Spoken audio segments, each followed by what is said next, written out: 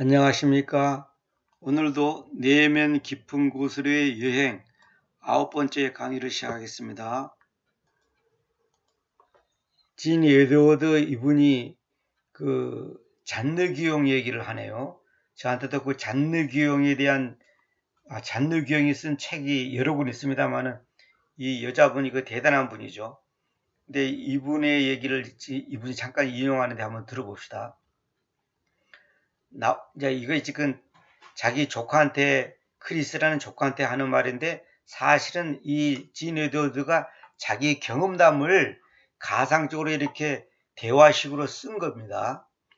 나와 함께 프랑스의 뱅센에 있는 지하 감옥으로 가보자. 그곳에 차갑고 어두우며 빛바랜 벽들을 보아라. 그곳이 여름에는 얼마나 더웠을지 그리고 겨울에는 얼마나 소름 끼칠 정도로 추웠을지 생각해 보아라. 한 외로운 여인이 그곳에 부당하게 투옥되어 벌어지고 잊혀진 채 병들었지만 그녀의 얼굴에는 천국의 모습이 새겨져 있는 것을 보아라. 너가 뱅센과 바스티유에서 9년 이상을 보낼 때까지는 잔느귀용 여사를 향해 당신보다는 제가 더 원통하군요 라는 말을 쉽게 하지 못할지도 모르겠다. 이 말은 뭐냐면 네가 아무리 고통스럽고 원통한 일을 당하여서 있다 할지라도 그 바스티유 감옥에서 9년 이상을 보내고 있는 그 잔느귀용 여사를 향해서 내가 더 원통하군요 라고 말할 그런 말이 나올 수가 없다는 거죠.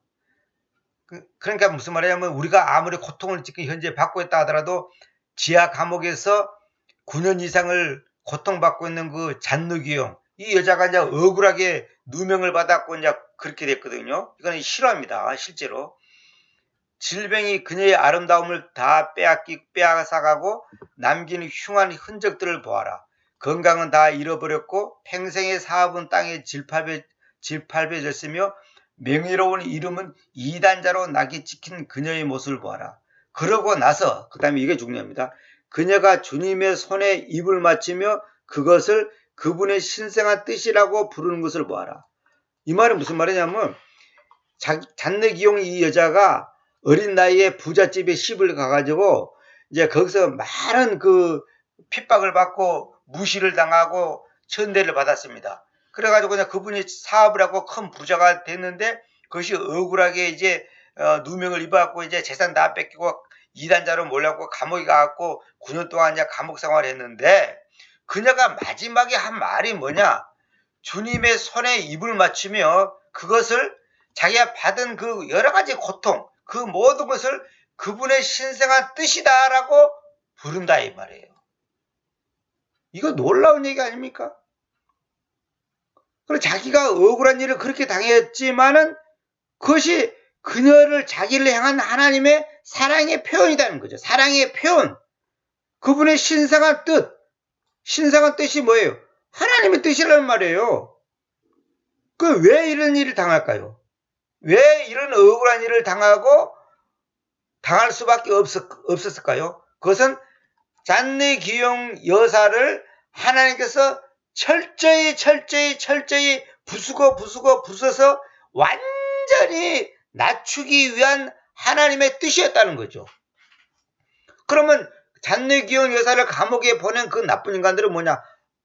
악한 도구로 사용되는 거죠. 그런데 그 악한 도구로 사용된 그들을 통해서 하나님께서는 잔느귀용 여사를 완전히 낮추는 그런 자아가 죽게 하는 그런 역사를 했다는 거죠. 참 이거 놀라운 일입니다. 그분의 신성한 뜻. 그러니까 여러분이 아내나 남편이나 친구나 부모나 형제나 누구를 통해서 여러분이 억울한 일을 당하고 분한 일을 당하고 혹은 무시를 당하고 외면당하고 뭐랄까요 고통을 당했다 할지라도 그것은 하나님께서 여러분을 훈련시키는 과정입니다. 물질이든 뭐든지. 왜 저런 인간을 만났을까 하지만은 그 인간을 만나게 한 것이 하나님의 뜻이라니까. 이걸 믿음으로 받아들여야 됩니다. 범사에 그분을 인정하라 그랬잖아요. 매사에 그분을 인정하라. 인정한다는 것은 뭐냐면 이것이 재수가 없어서 그런 것도 아니고 무슨 뭐 조상의 죄 때문에 그런 것이 아니라 나를 행하시는 하나님의 뜻이 있다는 거. 그러니까 나에게 가르쳐 주고자 하는 무언가가 있어요.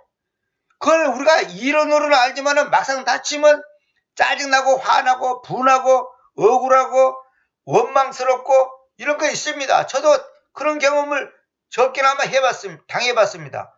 그러나 나중에 시간이 지나놓고 보니까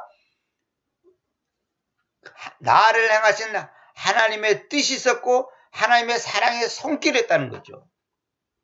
사기꾼을 만났습니까? 하나님께서 사기꾼을 만나게 하신 거예요. 왜? 내가 사기를 당해야지만이 그 당한 사건을 통해서 나에게 가르쳐주고자 하는 하나님의 뜻이 있다니까요. 안 그러면 깨닫지 못하니까. 그러니까 이런 말이 있어요. 문제를 바라보면 우리가 더 고통스럽습니다. 그러나 주님을 바라보면 기쁨이 있어요. 그러니까 지금 믿음으로 내가 승리하냐, 승리하지 못하냐의 그 차이입니다. 근데 말이 쉽지, 이거 실제로 막상 당해보면 결코 쉽지 않아요. 제가 얘기하잖아요. 축구에 대한 이론을 한다고 축구 선수가 되는 게 아니라 평상시에 체력과 기술이 연마된 사람은 게임에 딱 붙여도 밀리지를 않고 그 게임을 잘할 수 있습니다. 그러나 평상시 실력이 안 되는 사람한테 당신 축구해봐라 그러면 가서 5분도 못 돼서 헥헥거리고 쓰러져 버립니다. 그러니까 하나님께서 우리 각자를 사용하기 위해서는 훈련이 필요한 거예요.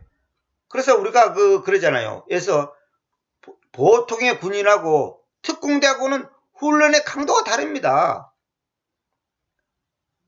육군하고 공군하고는 훈련의 방법이 달라요. 그러니까 각자에게 주신 하나님의 뜻이 있단 말이에요.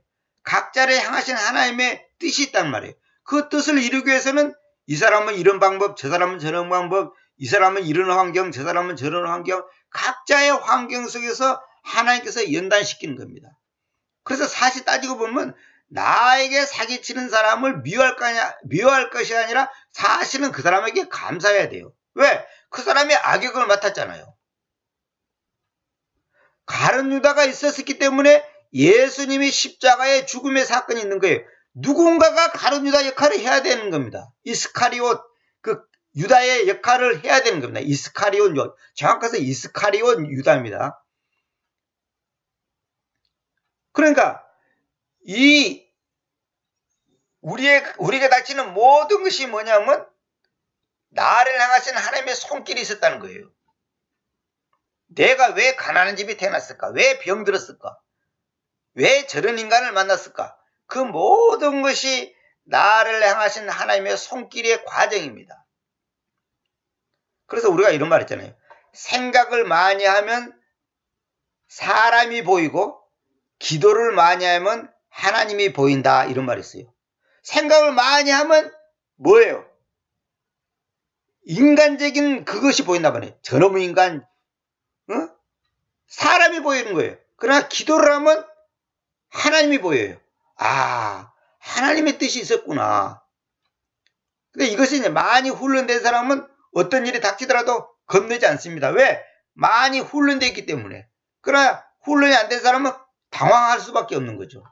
불안할 수밖에 없고. 그곳에서 짠내 기용 여사의 삶에 무슨 일이 일어나고 있었던 것일까? 그것은 매우 간단하다. 이거 이제 답입니다. 주님은 그곳에서 그녀의 내면적 요소 가운데 제거하시기 원하시는 것을 제거하셨다. 바로 그거예요. 아까 제가 말한 겁니다. 우리에게 왜 권한이 주십니까? 내 내면적 요소 가운데 제거하시고자 하는 것이 있단 말이에요. 그걸 제거하시는 거예요. 내 안에 있는 쓴뿌리가 있다. 쓴뿌리. 그걸 주님께서 뽑아내기를 원하는 거예요.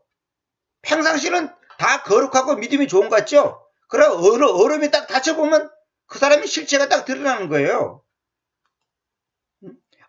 돈 있고 배부르고 등 딸 때는 다 할렐루야죠. 그럼 내가 정말로 얼음에 처해 보세요. 할렐루야가 나오는가?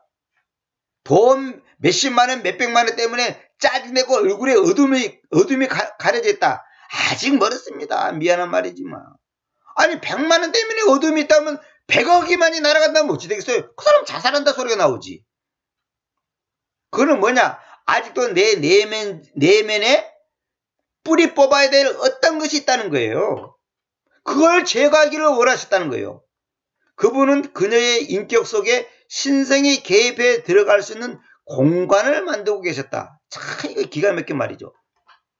그녀의 인격 속에 하나님의 성품이 개입해 들어갈 수 있는 공간을 만들고 있는 거예요. 왜? 그녀의 속에 인간적이고 세속적이고 인본주의적인 것이 꽉 차있기 때문에 하나님이 들어갈 수가 없어요. 그래서 옛날에 그 유행가처럼 그 한때 그 방송을 많이 탄 영화, 노래가 있죠. 내 속에 주님이 내가 갑자기 생각이 가사가 다 안 나는데, 내 속에 주님께서 머무를 수가 없다 이게요. 왜? 내 속에 가시가 많이 있기 때문에. 그 사실 그게 복음성가예요. 그 가수 이름을 내가 갑자기 생각 안 나는데, 그분이 은혜를 받아가지고, 그분이 이제 원래는 제가 알기로는 목사 아들인데, 은혜를 받았고, 어느 날 피아노 앞에서 그냥 그 시간, 순간적으로 작사, 작곡을 바로 단숨했어요. 단숨에서 나온 것이 내 속에 거할 곳이 없다, 내 안에만 가시가 많다, 가사가 있어요. 갑자기 생각나서 미리 준비했어야 되는 건데, 내 속에 가시가 많기 때문에 주님이 거할 곳이 없다는 거예요. 그 가시가 뭐냐? 내 자아란 말이에요. 가시가 많은데 어떻게 주님이 그 안에 거하시겠어요? 그 가시를 뽑아내는 거예요, 주님께서. 그러니까 그 가시가 있기 때문에 평안이 없는 거예요. 여러분, 성경에 보면, 사복음서에 보면 그거 있죠. 가족들이, 집안 식구가 적들이라, 개혁성기는 원수라 되는데, 적들이란 말이에요. 너의 적들이, 너의 가족 집안 식구에 있는 자들이라는 게, 집안 식구에 속한 자들이 적이라는 거죠. 그게 무슨 말인지 아십니까? 가족이 내 기쁨을 뺏어갔다는 말이에요. 내 가족이. 무슨 말이냐면, 가족 때문에, 뭐랄까요. 그 가족 관계가 하나님과의 나와의 관계를 깨트리는 원수 역할을 하는 거예요. 그러니까 이 가족이 원수가 되는 거예요. 적이 되는 거예요. 그런데 왜? 내 기쁨을 뺏어가는 거예요. 하나님과 나 사이에 기쁨을 뺏어간단 말이에요. 그래서 내 가족을 바라보면 안 돼. 그래서 가족을 사랑하지 말라는 거예요. 여러분이 아들을 사랑하는 만큼, 손자를 사랑하는 만큼, 아내나 남편을 사랑하는 만큼 하나님과는 멀어지게 돼 있어요. 그러면 미워하고 무슨 두들겨 패라는 말이냐? 그런 말이 아니라 하나님보다 우선시하지 말라는 그 말이에요. 손주 때문에 되게 기쁘죠? 그게 죄라는 걸 알아야 됩니다. 왜 죄인 줄 아십니까? 하나님보다 우선시 되니까. 하나님보다 우선시 안 된다면 그건 죄가 아니죠. 그래서 나는 지금 기뻐. 하나님 때문에 너무너무 기뻐. 근데 손주를 보니까 또 기뻐. 그건 괜찮아요. 근데 하나님 때문에는 기쁘지 않아. 지금 사실 마음이 우울하고 짜증나고 있는 거야. 불안하고 근심 걱정이 있어. 근데 손주를 보니까 기뻐. 이미 그 사람은 죄를 짓고 있는 거예요. 왜? 그 사람은 지금 하나님보다 그 손주를 더 사랑하고 있다는 증거 때문에. 아들이 잘 되면 기쁘죠? 근데 하나님 때문에는 안 기뻐. 그 사람 잘못된 거예요. 그것이 출애굽기 20장 3절을 말하면 범하는 죄를 짓는 거예요. 누구든지 하나님 앞에서 나 외에 다른 신들을 가지지 말 거라 그랬죠. 다른 신들을 가지지 말 것이다 그랬죠. 다른 신들을 가지고 있다는 거예요. 부모, 형제, 자식이 신이 돼 있단 말이에요. 신이 돼 있단 말이에요. 그래서 우리가 지금 이 쓴뿌리를 주님께서 뽑아내기를 원하는 거예요. 응? 마지막에 우리가 주님 앞에 갔을 때 마지막에 딱 한 가지가 있습니다. 나와 주님과의 관계가 어떠냐가 중요이시지, 가족 관계, 누구와의 관계, 내가 이 땅에서 이루는 업적, 이런 거 다 필요 없어요. 내 자식이 노벨 평화상을, 노벨상을 100개를 받아도, 그런 하나님과 나와는 아무 상관이 없는 거예요. 그건 내 인간적인 기분이지. 사람들이 왜 지금 발버둥치게 몸부림치게 지금 일하고 있고 뭐랄까 내면에 어떤 고통을 당한 줄 아십니까? 자기 내면의 욕심을 채우기 위해서 발버둥치는 거예요. 아니 예를 들어서 시험에 떨어졌다. 괴롭지요. 왜 괴로워요? 자기가 원하는 것이 있는데 그 원하는 것이 안 되니까 괴로운 거 아니에요. 그게 잘못된 거예요. 하나님 앞에서는. 시험에 떨어져도 할렐루야가 나와야 한다니까. 왜? 하나님 때문에 기쁘니까. 그러니까 나의 모든 관심과 우선은 하나님 자신인데 그 나머지 것들은 하나님과 나와의 관계를 유지 발전 더 변화시켜 나가는 데 있어서의 하나의 도구요 과정이요 필요악이에요. 필요악이라는 것은 필요한데 악이단 말이야. 악. 필요한 직장생활이든 가정생활이든 모든 것이 그런 거예요. 모든 것이. 그분은 그녀의 인간적인 기관에게 중요한 것을 가르치고 계셨는데 잘 보세요. 그녀 안에 신적인 방법으로 움직이는 신적인 기관이 있다는 것을 가르치고 계셨다. 보세요. 인간적인 기관에게 중요한 것을 가르치고 있다는 거예요. 그러니까 인간관계에 있는 모든 것을 왜 이런 것이 있는가를 이제 가르치는데 그게 뭐냐? 그녀 안에 신적인 방법으로 움직이는 신적인 기관이 있다는 것을 가르치고 계셨다. 무슨 말이냐? 내가 인간적인 그 관계 속에서 일어나는 모든 것이 하나님과 나와의 관계에서 일어나는 어떤 것이 있다고 하는 것을 가르치는 거예요. 그게 인간적인 것은 하나의 모형, 하나의 그림자에 불과하단 말이에요. 사실은 하나님이 우리에게 가르치고 싶은 근본적인 것은 뭐냐? 하나님과 나와의 관계에서 어떤 관계를 유지하고 어떻게 해야 된다는 것을 가르치기 위해서 이 땅에서 우리가 살아가는 데 있어서 모든 그 인간관계가 하나의 그림자로서 표현되는 거단 말이에요. 그림자로서 그것이 이용당하고 있는 거예요. 그래서 남편이 못됐다. 남편이 나를 속썩인다. 자식이 나를 속썩인다. 그게 뭔지 아십니까? 하나님 앞에서 내가 지금 하나님을 속썩이고 있는 거예요. 하나님 앞에서 내 모습을 보여주는 거라니까. 응? 그래서 남편이 믿음이 없다, 아내가 믿음이 없다, 자식이 믿음이 없다 이런 거 있잖아요. 자기는 믿음이 좋은 줄 알죠? 착각 속에 빠지지 마세요. 착각 속에 빠져 있어요 지금. 하나님 보실 때는 내가 그런 모습이에요. 나는 뭐 성경을 읽고 뭐 기도를 하고 교리를 알고 무슨 주의를 알고 무슨 주의야. 하나님 보실 때는 야, 너 그거 알아서 뭐 어쨌다는 거예요. 너 오늘 감사했어? 오늘 돈 10만 원 잃어버리니까 너 되게 기분 나빴지? 짜증내고 화냈지? 너가 지금 하나님 보실 때는 내 모습이 그 남편 모습이고 자식 모습이고 아들 모습이고 손주 모습이라니까. 하나님이 그걸 가르쳐 주는 거예요. 제 대통령이 어떻고, 국회의원이 어떻고, 무슨, 어느, 기업의, 회장이 어떻고, 어쩌고 저쩌고, 어느 목사가 어떻고, 그 모습이 뭔지 아십니까? 하나님이 나에게 가르쳐 주고 싶어서 그런 걸 보여주는 거예요. 문재인이가 어떻고, 김영삼이가 어떻고, 누구가 어떻고, 그런 것이 뭐냐? 하나님 앞에서 내 모습이 그렇다는 거예요. 하나님 앞에서 나의 모습을 가르쳐 주기 위해서 환경을 통해서 나에게 지금 그림으로 보여주고 있는데 우리는 그걸 캐치를 못하니까 이제 이게 심각한 문제죠. 그렇게 로마서에 보면 만물을 보고 하나님이 계신다는 것을 알아라는 거예요. 이 세상의 만사를 보고 부정을 저지르는 정치가 부정을 저지르는 경제인을 보고 하나님 앞에서 내가 지금 부정을 저지르고 있다는 것을 발견하라는 거예요. 저 사람의 죄가 하나님 앞에서 나의 죄로 보여야 되는 거예요.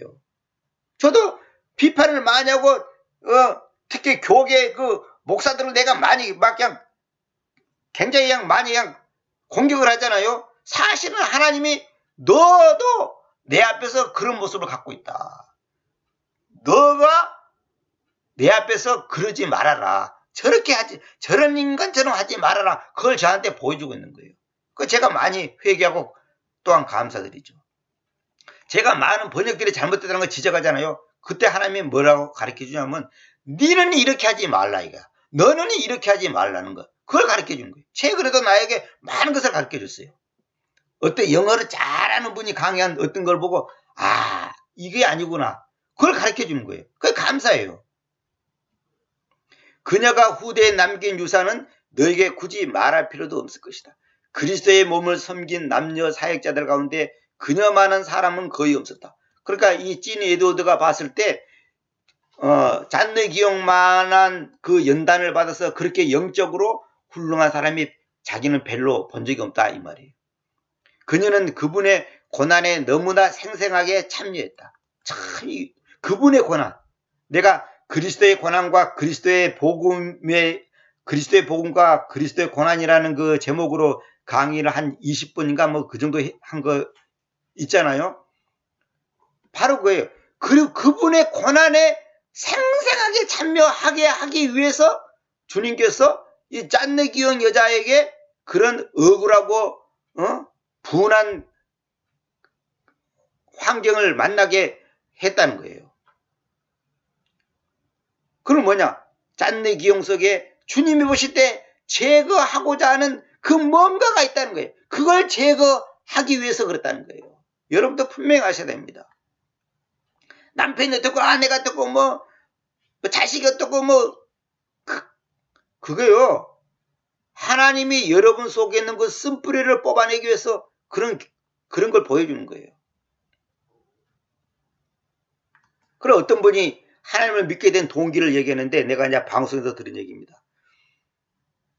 7살 묵은 딸아이가 실수로 부엌에서 옛날에는 그 재래식 부엌 있었잖아요. 무슨 일하려고 지금 뜨거운 물을 지금 큰 다라에다가 뜨거운 물을 받아놨는데 그 부엌에서 그 딸아이가 넘어져갖고 큰 화상을 입었습니다. 근데 요즘처럼 이제 의술이 발달됐을 때는 그 살았을 건데 옛날에 그냥 그걸 제대로 치료를 못 받아가지고 결국 죽게 됐어요. 그런데 죽기 직전에 엄마가 얘기했답니다. 아무개야, 네가 엄마한테 할 말이 있으면 말해보라. 딱 그러더랍니다. 그러니까 그랬답니다. 그러니까 그 딸아이가 뭐라 대답한지 알아요? 그 딸아이가 그 당시 예수님을 믿었대요. 그 엄마는 안 믿었고, 엄마, 하나님을 안 믿으면 벌 받는다. 딱 그렇게 말하더래요. 하나님을 안 믿으면 벌 받는다. 그래갖고 이 어머니가 너무 충격받았고 딸아이의 마지막 소원이다 생각하고 교회를 찾아가서 또 하나님을 만나게 됐다는 거예요. 내가 이 간증을 듣고 너무 감동받았습니다. 내가 죽을 때 마지막에 남기는 말이 무엇일까? 통장에 돈이 많이 있으니까 이렇게 하시오. 이런 말 할까? 무슨 말을 남길 거냐 이거예요. 여러분 죽을 때 어디에 가면 땅이 있고 어디 가면 돈 있고 어디에 했는니까 그거 잘 찾아서 잘 먹고 잘 살아라. 그러고 죽을 겁니까? 아들 딸 잘 키우고 멋있게 살다 행복하게 살아라. 그러고 죽을 겁니까? 하나님을 안 믿으면 너는 벌 받는다. 예수님을 똑바로 믿지 않으면 너 인생은 실패 인생이다. 그렇게 말하고 죽어야죠. 하나님을 바로 믿지 않으면 당신의 인생은 아무것도 아닙니다. 이렇게 말하고 죽어야 되죠. 이 7살 묵은 그 여자아이의 그 마지막 유언, 그 말이 한 사람을 살렸고 한 가정을 살렸고 지금 저에게도 감동을 주고 있잖아요. 여러분이 죽을 때 무슨 말 할 거예요? 야, 내가 갖고 있는 재산 아껴서 잘 쓰고 잘 먹고 잘 살아라. 이럴 겁니까? 그건 구원을 못 받은 사람이죠. 전혀 구원하고 여러분 내가 분명히 말하지만 내가 볼 때 내 주변에 지금 구원받았다고 자기 스스로 자부하는 사람 중에 대다수가 구원 못 받았어. 제 눈에는 구원받은 사람이 전혀 구원받았다는 모습이 전혀 안 보여요. 왜? 전부 땅의 것에 마음이 뺏겼는데 뭐. 응? 돈 있으면 기분 좋고 돈 없으면 기분 나쁘고 직장 좋은 직장 생기면 기분 좋고 그게 전부 자기가 지금 가짜라는 것을 증명하는 거예요.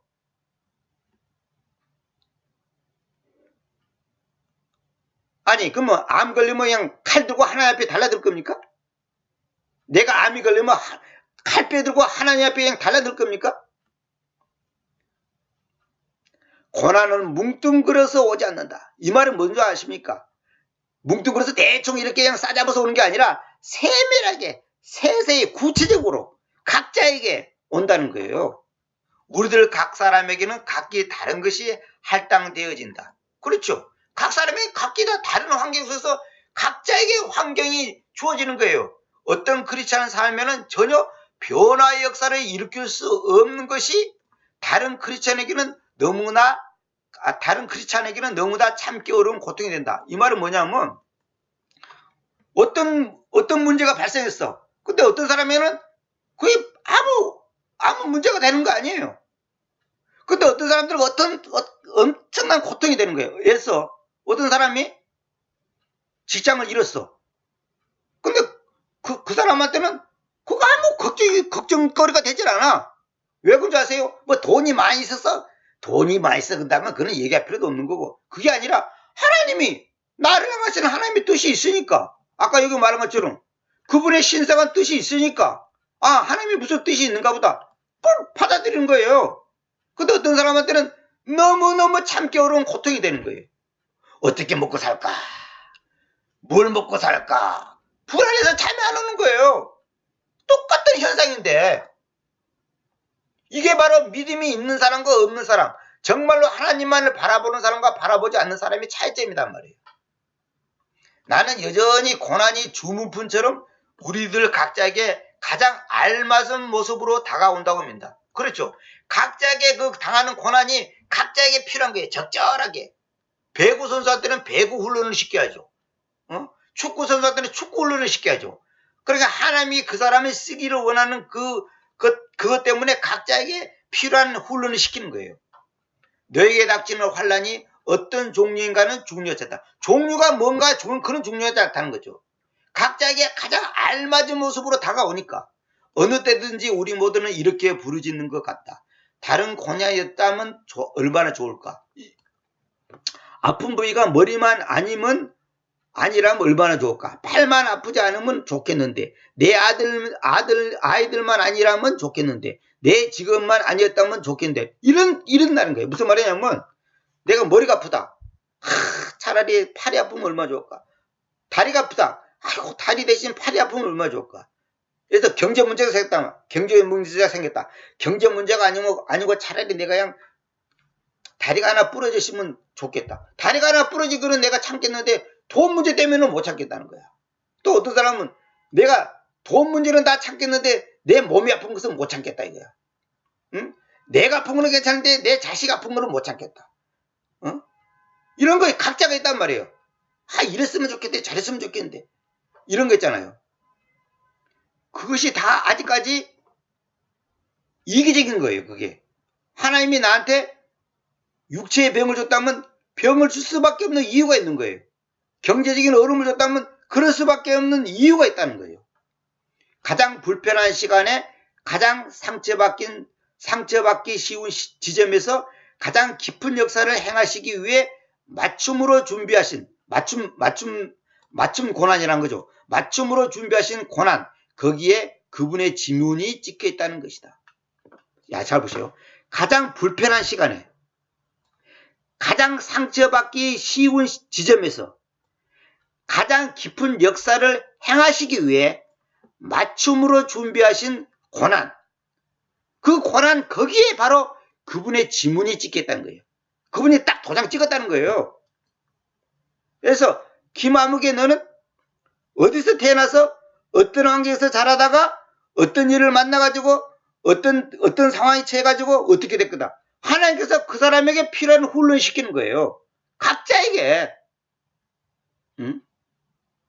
그게 하나님 보실 때는 가장 정확한 환경, 정확한 시점, 정확한 경우를 만나게 해서 그 일을 당하게 했는데 우리는 뭐냐 어떻게냐면 재수가 없다, 억울하다, 분하다, 누구 때문에 이렇게 해석하잖아요.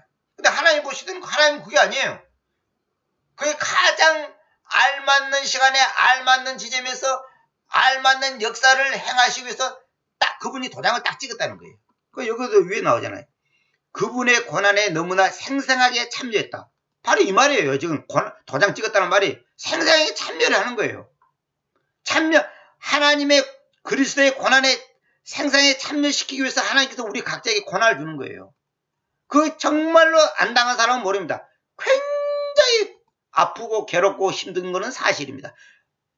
힘들지 않다면 그건 인간이 아니죠. 그거는. 그러나 그것이 시간이 지나놓고 보면 나중에 이제 결국은 알게 됩니다. 그래서 내가 이거 하나 보여드릴게요. 우선 제가 그 카톡으로 어떤 분이 저한테 보내준 거 스웨덴볼이라고 저 프랑스의 신비주의자고 그 대단한 그 철학자고 과학자 있습니다. 스웨덴볼이라고 혹시 아시는 모르겠는데 스웨덴볼이 그러죠. 이제 그 발음이 어떤 사람들은 스웨덴볼이 그러는데 하여튼 어쨌거나 그 프랑스의 유명한 그 신비주의자고 하여튼 그 대단한 그 천재가 있습니다. 저한테도 그 책이 있습니다만은 그분이 이런 말을 했다 그래요. 우리들은 하나님의 섭리에 따라 잠시 동안 이 세상에 머물게 됩니다. 만일 누구나 주님과 연합되면 그는 이 세상에서 영생을 미리 맛보는 것입니다. 주님과 연합되면 영생을 이미 맛본다는 거죠. 그렇다면 그는 잠시 지나가는 생활에 대해서는 더 이상 그다지 염려하지 않을 것입니다. 주님과 우리가 연합이 되어 있는데 잠시 지나가는 이 삶이 그렇게 염려될 거 없다는 거예요. 조금 있으면 여러분과 제가 다 죽잖아요.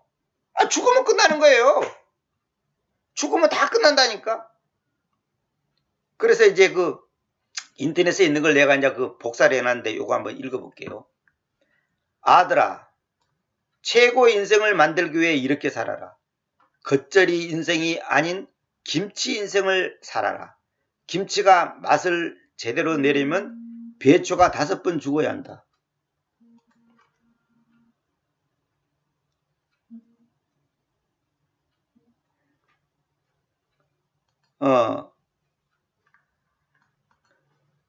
배추가 땅에서 뽑힐 때 1번 죽고 통배추의 배가 갈라지면서 또 1번 죽고 소금에 절여지면서 또다시 죽고 매운 고춧가루와 짠 젓갈에 범벅이 돼서 또 죽고 마지막으로 장독에 담겨 땅에 묻혀 다시 1번 죽어야 비로소 제대로 된 김치 맛을 낸다. 그 깊은 맛을 전하는 인생을 살아라. 그러기 위해 오늘도 성질을 죽이고 고집을 죽이고 편견을 죽이면서 살아라. 이제 어느 글에가 있는 걸 제가 저 다운받았고 지금 보여주는 겁니다. 배추가 몇 번 죽습니까? 5번을 죽어간다는 거죠. 땅에서 뽑혀서 죽어야 되고 배가 갈라서 죽어야 되고 소금에 쪄서 죽어야 되고 고춧가루와 젓갈에 범벅이 돼서 죽어야 되고 그 다음에 마지막에 장독에 담겨 땅에 묻혀서 다시 1번 죽어야 한다는 거예요. 5번을 죽어야지만이 배추가 제대로 된 김치 맛을 낸다는 거죠. 우리 인생도 죽고 또 죽고 그래야 되는 거예요. 이것도 죽고 저것도 죽고 편견을 죽여야 되고 고집을 죽여야 되고 성질을 죽여야 되고 이렇게 죽어야 된다는 거죠. 참 이거 정말 귀한 얘기죠. 그러니까 이 잔느 귀한 여자를 하나님께서 죽고 죽이기 위해서 못된 남편 만났죠? 억울하게 감옥 갔죠? 병들었죠? 망했죠? 뭐 기타 억울한 누명을 썼죠? 이단 소리 들었죠? 온갖 소리 다 들었단 말이에요. 잔내교행 그 여사 책이 저한테 여러 권 있습니다만은 정말로 놀라워요. 결론은 뭐냐? 죽어야 된다는 거예요. 죽어야 된다는 거예요. 그게 결론이에요. 성경 모든 가르침이 뭐냐? 죽어야 된다는 거예요. 죽어야지 부활이 있고 죽어야지 영생이 있고 죽어야지 참된 기쁨, 참된 평화가 있다는 거예요. 기쁨이 왜 없는 줄 아십니까? 내가 아직 안 죽었기 때문에 그래요. 근데 말이 쉽지 않습니다. 저도 마찬가지예요. 짜증날 때 많아요. 중요한 것은 너에게 무슨 일이 일어나느냐가 아니다. 너가 그것에 어떻게 반응하느냐, 그것이 중요하다. 바로 그거죠. 우리는 어떤 것을 해결하려고 그러잖아요. 해결하지 말고 제가 여러 번 얘기했잖아요. 해석을 잘하라. 해석을 잘해야 돼요. 너가 그것에 어떻게 반응하느냐, 그것이 중요하다는 거죠. 이걸 어떻게 해석할 거냐 이거예요. 우리는 어려움이 닥치면 그 어려운 문제가 해결되기를 원하죠. 머리가 아프면 아이고 머리만 나았으면 좋겠다. 팔이 아프면 아이고 팔만 나았으면 좋겠다. 아이고 이 돈 문제만 해결되시면 좋겠다 이러잖아요. 근데 하나님께서는 해석을 똑바로 하는 거예요. 왜 그런 일이 있었느냐는 거죠. 그 반응이 어떠냐가 그 사람의 영적 수준입니다. 너의 고난이 그리스도를 위한 것이라면, 그리고 너의 고난이 그리스도와 함께 하는 것이라면 결과는 너의 영이 너의 비극에 어떻게 직면했느냐에 달려있게 될 것이다. 결과는 너의 영이 너의 비극에 어떻게 직면했느냐에 달려될 것이다. 다시 말하면 너가 정말로 그리스도를 위한 것이고 정말로 그 고난이 그리스도와 함께 하는 것이라면 너의 영이, 너의 내면이 그 환경에 어떻게 직면하느냐, 어떤 반응을 보이냐에 따라서 달라진다는 거죠. 너에게는 도저히 함께 할 수 없는 사람이 아내일 수도 있다. 이 찔리는 사람 많죠? 너에게는 도저히 함께 할 수 없는 사람이 아내일 수도 있고 남편일 수도 있고 자식일 수도 있고 친구일 수도 있고 직장의 사장일 수도 있고 부장일 수도 있어요. 응? 너의 삶을 낙담케 하는 방해물이 어린 아이일 수도 있다. 질병일 수도 있다. 너가 도저히 맞설 수 없다는 인상을 너에게 남긴 사람이 또 형제일 수도 있다는 거예요. 혹은 너 삶에 일어나는 만 가지 일들 가운데 하나일 수도 있다. 정말 이것만큼은 나는 싫어. 저 인간만큼은 꼴보기 싫어. 이 일만큼은 만나기 하고 싶지 않아. 그런 거 있잖아요. 사람마다. 그게 있어요. 사람마다. 나는 가난한 거는 나 참을 수 있어. 그러나 병든 거는 싫어. 나는 배고픈 것은 참을 수 있어. 그러나 저 인간만 내 눈에서 없으면 좋겠다. 이런 거 있잖아. 내가 평생 혼자 살아도 좋은데 저놈의 인간만 사라졌으면 좋겠다. 내가 이 직장에 안 다니도 좋은데 저 인간만 없으면 좋겠다. 이런 거. 이게 없어야 한다는 거죠. 그것이 무엇이든지 너의 주님께서는 한때 그것과 너무나 유사한 일을 겪으셨다는 사실을 기억해라. 주님께서도 그런 일을 당했다는 거예요. 저놈의 사두개인들만 없었으면, 바리새인들만 없었으면, 제사장들만 없었으면, 제사장이 이제 직무자죠. 직무자만 없었으면 주님께서 그런 일을 당했어요. 그러나 주님께서는 그걸 피하지 않고 다 받아들였잖아요. 하지만 기억해라. 그분이 너와 함께 나누기 원하시는 또 다른 경험이 있는데 그것은 그분이 과거에 아버지께로부터 얻으신 경험이다. 그건 뭐냐? 고난과 죽음을 이기고 승리할 수 있는 길을 하나님께서 만들어주신 경험이다. 무슨 말이냐? 하나님 아버지가 아들 예수께 허락한 어떤 사건, 어떤 그 고난이 있었잖아요. 그것은 아버지로부터 오신 것인데 그것은 뭐냐? 고난과 죽음을 이기고 승리할 수 있는 길을 하나님께서 만들어 주신 경험이다. 그 고난과 죽음을 이길 수 있는 그 길을 하나님께서 나에게 만들어 줬구나. 피할 길을 예비해 놨구나. 야고보서 쓰는 것처럼 하나님께서 우리에게 당하는 모든 고난은 반드시 감당할 수 있는 것을 해줬고 피할 길을 또 마련해 줬다는 거죠. 결국은 이기게 해준다는 거예요. 결국은 이기게 된다는 거죠. 그러니까 이 또한 지나가리 이런 말 있잖아요. 이 또한 지나가리. 이 문제가 시간 지나면 지나가는 거예요. 단지 우리는 그 짧은 시간 한 달이든 1년이든 2년이든 아니면 길게 10년이든 그 짧은 기간을 견디지는 못하는 거죠. 이 마음이 조급하고 인내심이 부족해가지고. 그러나 하나님이 주시는 그 믿음의 강하면 강할수록 그것이 이겨나가는 거죠. 그러니까 하나님께서 각자에게 주신 그 고난이 다 이유가 있고 뜻이 있습니다. 그거는 100% 믿어야 됩니다, 여러분들이. 다 이유가 있는 거예요. 나는 저놈 인간 다시는 만나고 싶지도 않다. 그러더라도 어쩔 수 없어요. 남편이고 아내고 자식이고 직장인이니까 안 만날 수가 없는 거예요. 이 병만 없어지면 너무너무 감사하겠다. 그런데 하나님께서 이 병을 왜 허락했습니까? 사도 바울한테도 눈병을 쏘라, 눈병을 안지를 줬단 말이에요. 어떤 사람들은 무슨 병인지 모르다는데 무슨 병인지 모르기는 왜 몰라요. 성경에 다 있는데 안지를 줬단 말이에요. 응?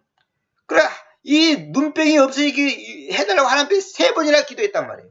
이 가시를 제거해달라고. 근데 하나님이 제거하지 않아요. 나의 은혜가 너에게 족하다. 만족하다 이거야. 충분하다는 거예요. 충족한다는 거예요. 너는 그 가시가 너한테 있어야 한다는 거예요. 그래서 나중에 사도 바울이 아멘으로 받아들였잖아요. 사도 바울이 왜 눈병이 생긴 줄 아십니까? 다메섹 도상에서 다메섹이 틀린 말, 다마스쿠스, 지금의 이라크의 수도를 말한 겁니다. 다마스쿠스로 가는 그 길 위에서 하늘에서부터는 강한 빛을 만났을 때 그 안질이 나빠진 거예요. 아니, 눈이 나빠져서 안질이 생긴 거예요. 그래서 사도 바울이 눈이 나빴고 큰 글씨만 볼 수가 있지 작은 글씨는 볼 수가 없어요. 그 성경에 다 있습니다. 근데 사람들이 그걸 문자 그대로 받아들이지 않으니까 사도 바울이 무슨 병이 걸렸을까 어쩌고 그러는데 그건 몰라서 하는 소리예요. 어떤 사람들은 간질이 있었다면 간질 같은 소리 하는데 간질이 무슨 간질이 있어요. 눈이 나빴다면 눈이. 생각해봐요. 눈이 나빴고 글자가 잘 안 보이고 그러니까 얼마나 답답했겠어요. 정말 답답하겠지. 그 가시를 제거해달라고 하나님 앞에 기도했는데 하나님께서는 내 의뢰가 너에게 족하다는 거야. 너를 그것이 충족하다. 너에게 완전히 그것이 가장 최선의 길이라는 거예요. 그래서 사도 바울이 평생 그걸 안고 살았잖아요. 그것이 저주가 아니라 복이라니까요. 그래야지만 사도 바울이 더 하나님을 의지할 수밖에 없기 때문에 그런 거예요. 우리 각자에게 가시를 다 주었어요. 하나님이. 약점을 주었어요. 약점을. 그 약점이 필요한 거예요. 그 약점이 없으면 큰일 나는 거거든. 브레이크를 딱 걸었다. 브레이크. 아무리 좋은 차라도 브레이크가 고장나면 그 차는 쓸모없는 차입니다. 아무 소용없어요. 그거는 살인무기가 되는 거예요. 각자에게 브레이크가 딱 있다. 브레이크가. 적당히. 만약에 내가 저리도 다른 거에서 얘기했잖아요. 택시 브레이크를 버스에다 달았다. 큰일 나는 거예요. 그건 제동이 안 됩니다. 택시 브레이크 정도 갖고 버스를 제동시키겠다. 그건 불가능한 거예요. 조금은 되겠지. 그러나 완벽하게 되질 않아요. 그래도 버스 브레이크는 택시한테 필요 없어요. 사이즈도 첫째 사이즈가 안 맞고 맞는다 하더라도 그렇게 할 필요 없는 거예요. 아니 1학년한테 1학년 시험 문제를 내지 6학년 시험 문제를 맡깁니까? 그 미친 선생이지. 또 6학년한테는 6학년 시험 문제를 내야지 1학년 시험 문제를 갖다가 6학년 학생한테 맡기면 그것도 정신 빠진 선생이지. 그런 선생 없어요. 그 사람에게 필요한 만큼의 브레이크를 하나님께서 딱 만들어놨단 말이에요.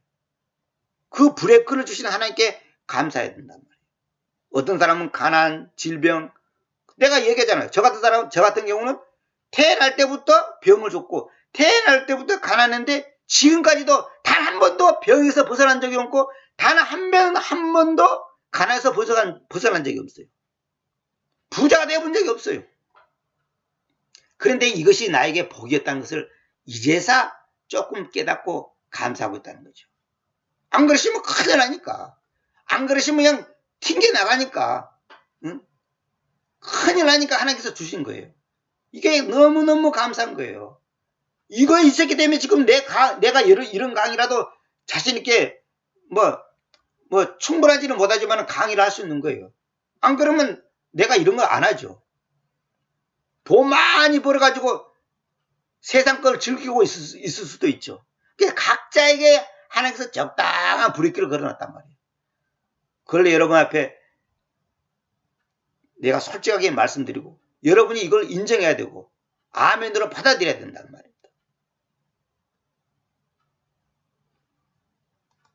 지난주 우리 교회 모임에서 미가서 5장 2절을 나눴는데요. 여기 보면 그러나 너 베이틀레헴, 이 베들레헴을 말한 겁니다. 베이틀레헴 에프라타야. 비록 너는 유다의 수천 명 가운데서 적더라도 너에게서 이스라엘 안에서 지휘자라고 있으라고 계시는 그분께서 나에게로 나아오실 것이니 그분의 나아감들은 옛적부터 영전함부터 있어 왔다. 이걸 갖고 얘기했거든요. 이 베이틀레헴은 뭐냐면 베들레헴은 그 당시 이스라엘은 지금도 그렇습니다만 척박한 땅이고 아주 뭡니까? 약소민족이잖아요. 그 약소민족 가운데서도 적다예요. 적다는 것은 보잘것없고 약하다는 거죠. 이 베이틀레헴은 작은 도시예요. 아주 가난하고 작은 도시란 말이에요. 그 에프라타는 것은 같은 이름입니다. 이제 베이틀레헴의 옛 이름이 에프라타예요. 너에게서 이스라엘에서 지휘자로 있으라고 계시는 그분께서 나에게로 나오실 것이죠. 그 작은 도시에서 예수님이 태어났잖아요. 근데 그분은 옛적부터 영존함부터 있었다는 거예요. 그 영원한 분을 가장 초라하고 보잘것없는 베이틀레헴에서 만나게 되는 거예요. 시간 밖에 계신 그분이 시간 안으로 오셔가지고 만나는 시점이 있단 말이에요. 그것이 바로 우리에게 하나님께서 각자에게 주신 환경과 여건을 따라서 각자를 만나게 되는 거예요. 가난을 통해서, 병을 통해서, 누구를 통해서, 어떤 주님을 만나는 시점이 있다는 시점이. 그 시간이 있고 어떤 환경이 있어요. 각자가 그건 다 다릅니다. 근데 그 시점을 딱 만났을 때 우리는 하나님의 생명이 무엇이고 기쁨이 진정한 기쁨, 감사, 진정한 행복이 무엇이라는 것을 그때 알게 되는 거예요. 베이틀레헴은 뭐냐? 영원한 분이 시간 안으로 오시는 장소고 시간 밖에 계시던 분이 시간 안으로 오신 곳이단 말이에요. 그러니까 영원한 분이 제한받지 않는 분이 시간 안에 있는 제한받는 존재를 만나는 어떤 시점이 있단 말이에요. 그 시점이 고난을 통해서 하나님께서 우리를 만나게 해주는 거예요. 주님의 영혼은 시공간을 초월한 영혼이고 영혼 자체를 속성으로 가지고 있다. 우리의 시각으로는 베이틀레헴이 초라해 보이나 주님의 시각으로는 차이가 없다. 이 말은 뭐냐면 우리가 생각할 때는 내가 처하는 환경이 초라하고 보잘것없고 억울하고 분하고 불행하고 기분 나쁘고 그렇게 보이지만은 주님의 시각으로 봤을 때는 아무것도 아니에요. 왜? 영원한 시각으로 봤을 때는 그런 아무것도 아니에요. 우리 인생 자체가 아침에 내리는 이슬 같고 들에 핀 꽃과 같은 건데 잠시 있다가 없어지는 안개와 같은 존재인데 영원한 세계 봤을 때는 이거 아무것도 아니에요. 내가 만약에 앞으로 30년 동안 가난 속에서 살고 병든 상태에서 산다 할지라도 영원한 시각에 봤을 때는 아무것도 아니에요. 그거 아무것도 아니라고. 그러니까 믿음의 눈으로 보면 우리가 지금 당하는 모든 환경과 어려움이 아무것도 아니에요. 아까 말한 것처럼 잠시 지나가는 과정에 불과한 거예요. 근데 우리는 너무나 영적인 눈이 어둡다 보니까 그 눈에 보이는 조그만 것이 어마어마하게 크게 보여가지고 그냥 중내 산에 그냥 막 온갖 마음에 그냥 요동이 치잖아요. 저도 같은 사람으로서 이해는 하지만은 이것을 뛰어넘을 수 있는 것이 뭐냐? 내 자아가 죽는 거예요. 그거 아니면 나를 부인하는 삶. 그게 아니면 안 되는 거예요. 그러니까 우리가 결론은 잔느 귀형처럼 그 속에 있는 쓴뿌리를 하나님께서 뽑아내기 위해서 아니 잔느 귀형처럼 그렇다고 그 당시에 하나님을 안 믿었냐? 잘 믿었단 말이에요. 하나님밖에 없는 존재단 말이에요. 그런데도 하나님께서 억울하게 9년 동안 감옥 생활을 하게 할 수밖에 없는 상황을 만나겠단 말이에요. 이번에 그 캐나다 시민권을 갖고 있는 우리나라 어느 목사가 간증한 것도 있잖아요. 북한에서 2년, 제가 알기로 3년을 조금 못 채웠는데 2년 8개월인가 7개월인가 채우고 북한에서 감옥 생활하다가 그 사람이 북한에 많은 도움을 줬고 많은 일을 했는데 이제 캐나다 시민권을 갖고 했는데도 억울하게 이제 누명을 받아갖고 북한에 가서 이제 감옥 생활했잖아요. 그분이 그 간증 들으면 참 놀랍습니다. 근데 결론은 뭔지 아세요? 하나님께서 그 감옥 생활 속에서 하나님께서 그 사람에게 엄청난 것을 많은 걸 가르쳐 주었고 회개하게 했고 쓴뿌리를 뽑아내게 해줬고 더 깊이 말씀의 눈을 열어주게 했고 또 그 감옥에서 삶에서 감옥 생활하면서 그 노동을 하면서 그 완전히 노예 같은 생활하면서 그 몇 사람에게 또 전도까지 했답니다. 그래갖고 그 간수들을 그 지키는 사람들이 하나님을 만나는 사건까지 있었다잖아요. 있었다지 않습니까? 그러니까 그 사람이 그렇게 주님을 위해서 헌신했지만은 주님 보실 때는 아직도 제거하고자 하는 어떤 요소가 있기 때문에 그런 환경을 만나게 해주는 거예요. 그녀의 내면적 요소 가운데 제거하시기 원하시는 것을 제거하고 계셨다. 바로 그거예요.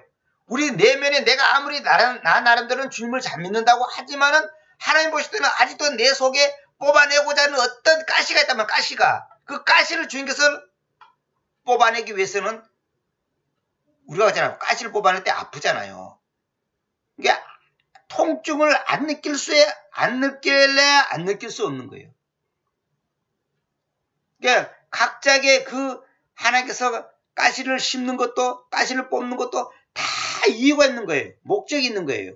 근데 우리는 그걸 모르니까 그냥 막 짜증나고 화나고 그냥 낙심하고 그냥 좌절하고 그냥 막 누구를 그냥 때려 죽이고 싶고 막 그러잖아요.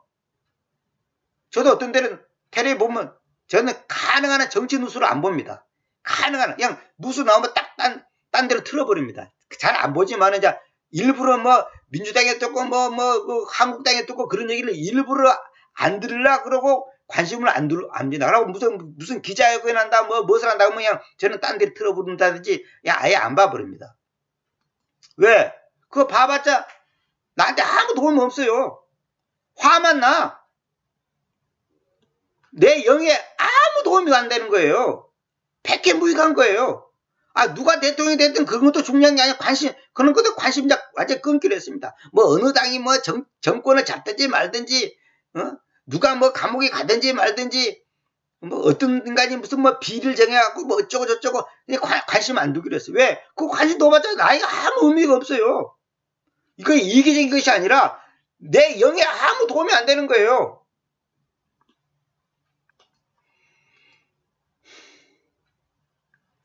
그분은 그녀의 인격 속에 신성의 계획에 들어갈 수 있는 공간을 만들고 계셨다. 참 이 말이 기가 막히죠. 그녀의 인격 속에 신성, 하나님의 성품이 계획에 들어갈 수 있는 공간을 만들고 계셨다는 거죠.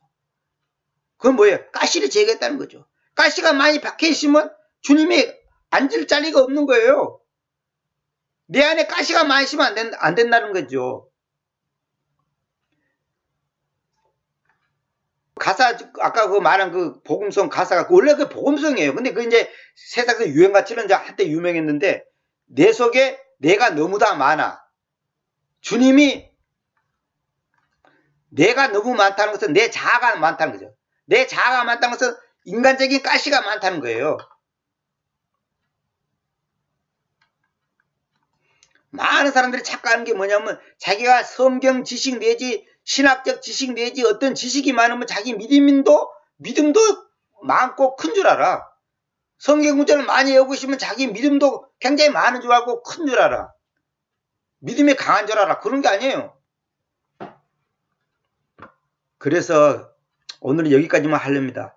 뭐냐면 우리 내면에 정말로 주님 한 분 때문에 주님 한 분만으로 진짜 만족하고 기뻐하고 감사하고 있냐? 이걸 각자에게 각자 자기 자신에게 물어봐야 되는 겁니다. 근데 하나님께서는 그것을 가르쳐 주기 위해서 그렇게 많은 권한을 주는 거예요. 그녀의 인간적인 기관에게 중요한 것을 가르치고 계셨다. 응?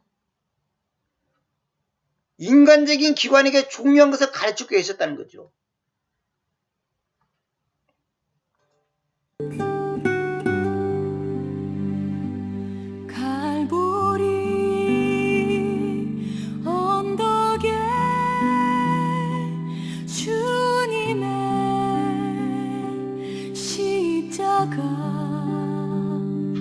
그 피로 내 죄를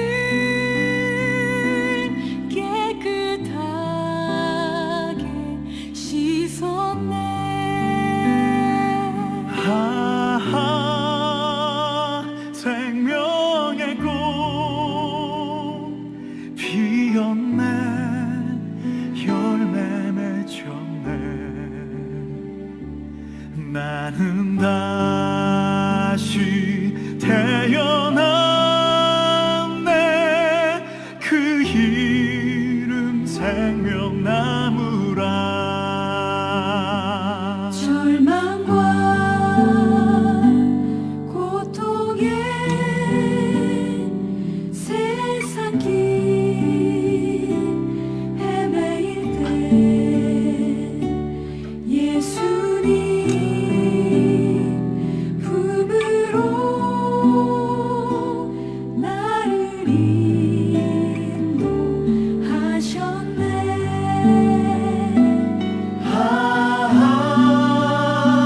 생명의 꽃 피었네. 열매 맺혔네. 나는 다